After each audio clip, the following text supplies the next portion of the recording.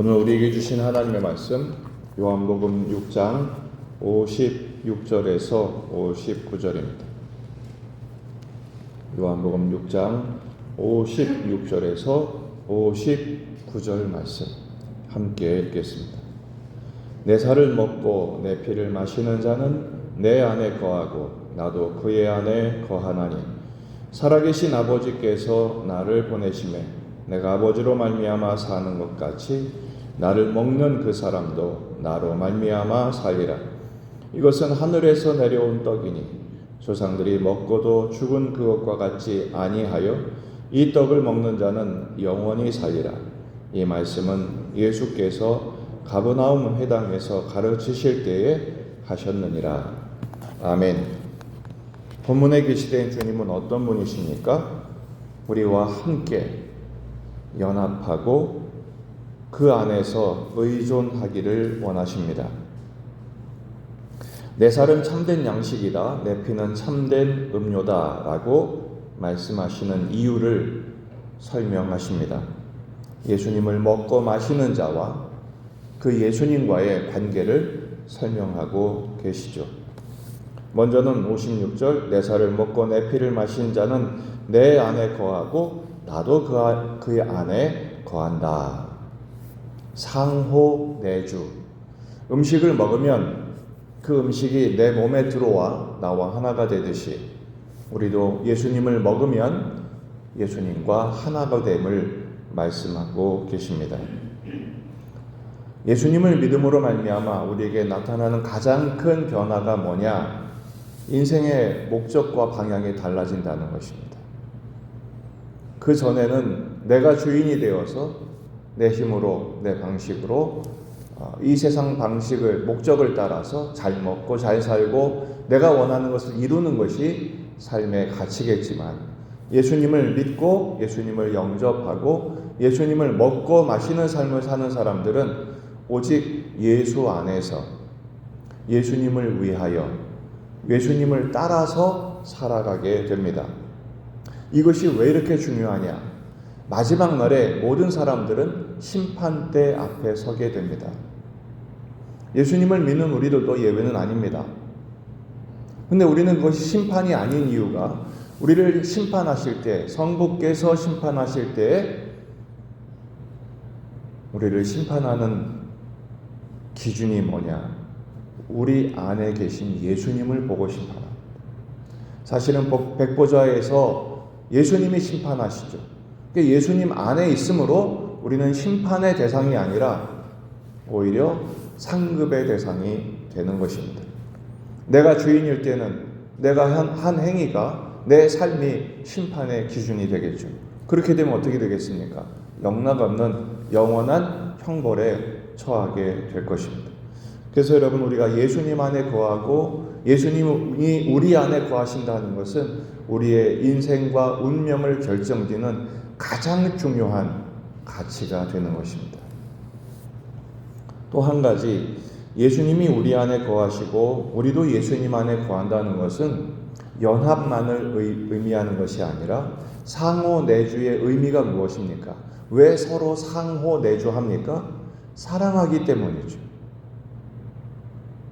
예수님이 우리를 위해서 살을 내어주시고 피를 흘려주신 이유가 뭡니까? 사랑하시기 때문입니다.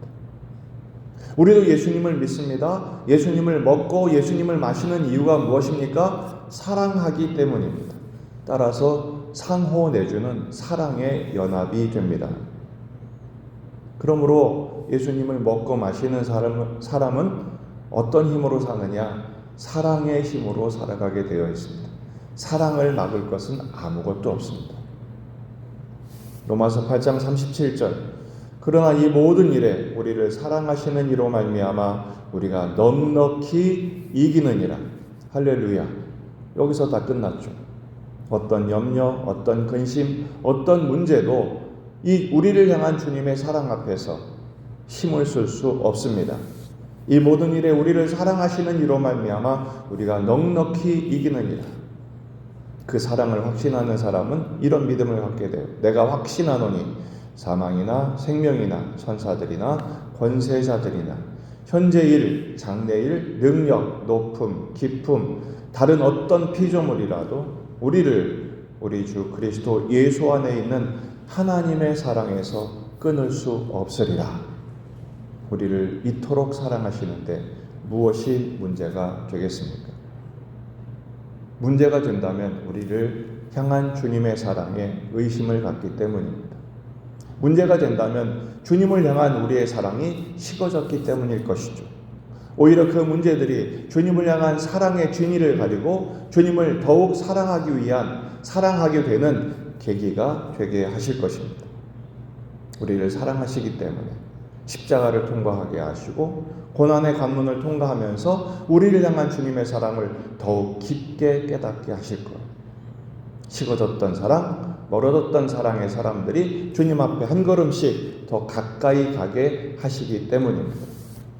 예수님을 사랑하기 때문에 예수님으로 충만한 우리가 되기를 주의 이름으로 축원합니다. 정말로 사랑한다면 배타적인 사랑이죠. 독점적인 사랑입니다. 두 가지의 사랑이 있을 수 없습니다. 근데 우리는 자꾸 두 주인을 섬기려고 해요. 하나님도 사랑하면서 돈도 사랑하고 이 세상도 사랑하려고 하는 것이죠. 하나님과 재물을 겸하여 섬길 수 없는 것입니다. 예수님을 믿는 우리들, 예수님을 먹고 마시는 우리들, 예수님께서 존재하시는 방식을 우리에게 설명해 주십니다. 57절 살아계신 아버지께서 나를 보내시매 내가 아버지로 말미암아 사는 것 같이 나를 먹는 그 사람도 나로 말미암아 살리라. 서로 절대 의존하죠. 상호 내주하는 방식은 절대 의존으로 나아갑니다.